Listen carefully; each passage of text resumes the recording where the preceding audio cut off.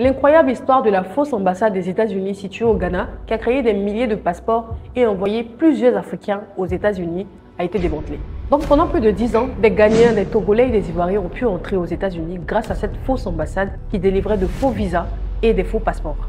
Et tout ceci sous les yeux de la véritable ambassade qui n'y a vu que du feu pendant 10 ans.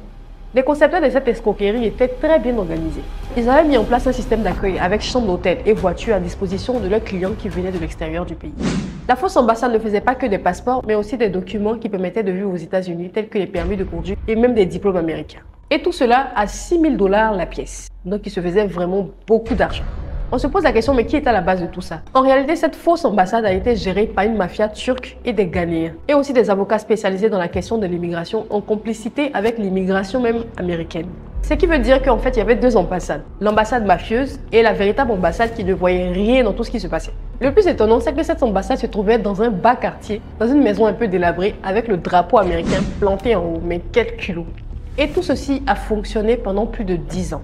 Cette histoire est à peine croyable, surtout qu'on sait que les États-Unis ont les meilleurs services de renseignement qui existent dans le monde entier. Malgré toute cette avancée technologique des États-Unis, c'est un homme qui allait dénoncer l'arnaque. Suite à ça, le gouvernement ghanéen a découvert d'autres fausses ambassades, notamment le Pays-Bas et d'autres pays. Mais ça, c'est un autre sujet. En tout cas, on espère que la Côte d'Ivoire n'en fait pas partie. Mais vous, dites-nous en commentaire ce que vous en pensez. Et à bientôt sur VNews.